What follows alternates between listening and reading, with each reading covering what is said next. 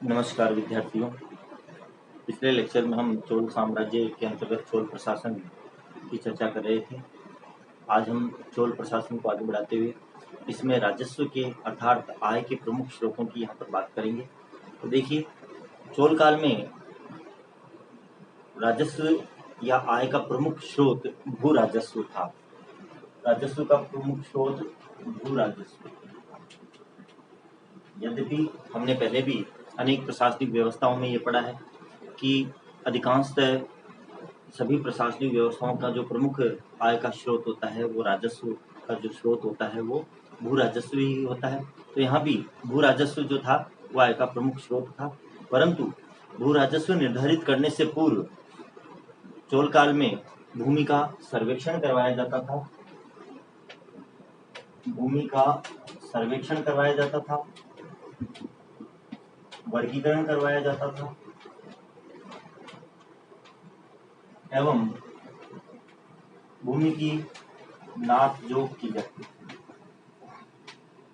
देखिए, सर्वेक्षण से तात्पर्य है कि भूमि उपजाऊ है या नहीं है या कितनी उपजाऊ है, इस प्रकार का सर्वेक्षण भूमि का किया जाता था। इसके साथ साथ भूमि का वर्गीकरण किया जाता था।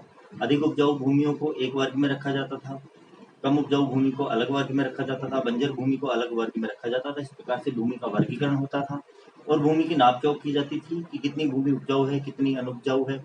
इस प्रकार से भूमि की नाप जोख का पूरा हिसाब रखा जाता था और उसी के अनुसार भूमि के उपजाऊपन के आधार पर और उपज के आधार पर भू राजस्व निर्धारित किया जाता था। भूमि की नापजोख या अर्थात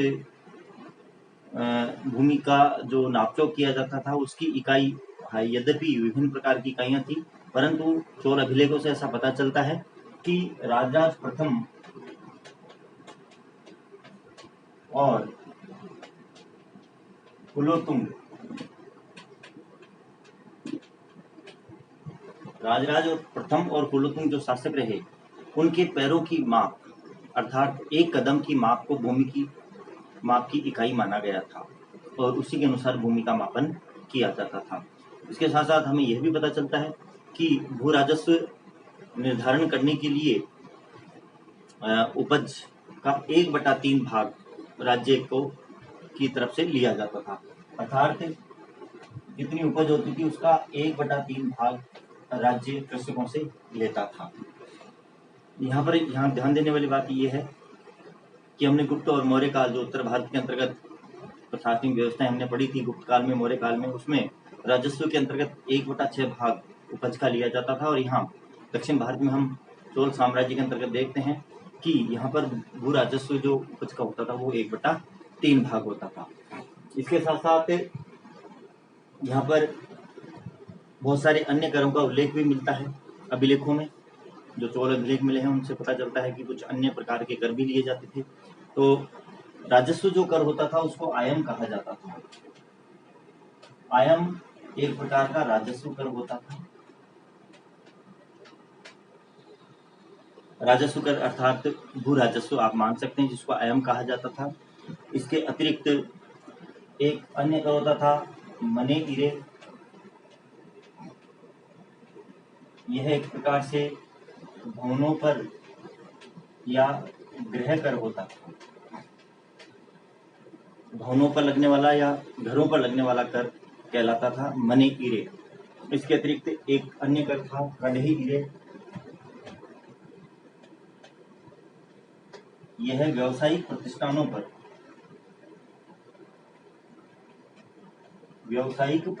पर लगने वाला कर था।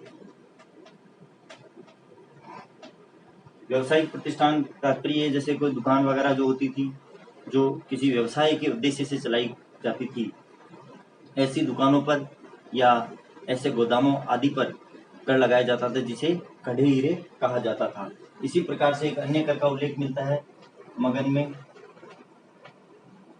यह जो कर था वो व्यवसाय पर लिया जाता था। यह व्यवसाय कर था। व्यवसाय कर से तात्पर्य है कि कोई भी व्यक्ति जो भी व्यवसाय करता था उस पर कर लगता था, जिसे मगध में कहा जाता था। यद्यपि इन करों की जो कर निर्धारण था इसमें कम था, बहुत ज़्यादा कर नहीं लिया जाता था, लेकिन विभिन्न प्रकार के कर यहाँ पर वसूले जाते थे। सबसे मुख्य तो भू राजस्व था, और भू राजस्व के पश्चात जो आय का प्रमुख स्रोत था वो भवन या गृह कर था, जिसे मनेइरे कहा गया है। इसके अतिरिक्त एक अन्य कर का उल्लेख और मिलता है, आजीविका शुल्क। यह आजीविका पर लगने वाला कर था।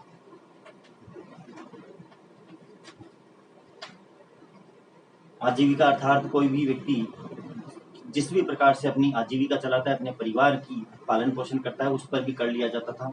यद्यपि ये बहुत न्यून होता था, फिर भी कुछ कर के रूप में लिया जाता था, इसलिए इसे एक नए प्रकार के कर के रूप में हम यहाँ देखते हैं चोल काल में।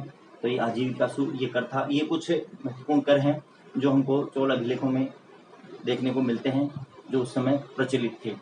इसके अतिरिक्त जो राजस्व विभाग होता था, राजस्व विभाग को वारिपोत कहा जाता था, और राजस्व विभाग का जो उच्च अधिकारी होता था उसे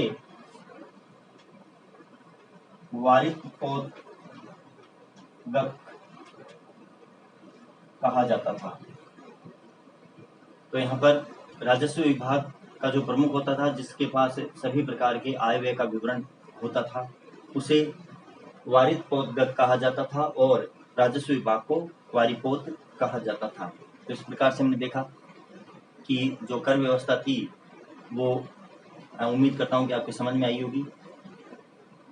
आगे का जो हम लेक्चर करेंगे उसके अंतर्गत आगे प्रशासनिक व्यवस्थाओं के अंतर्गत जो कुछ भी चोल साम्राज्य के अंतर्गत हम आगे पढ़ेंगे। धन्यवाद।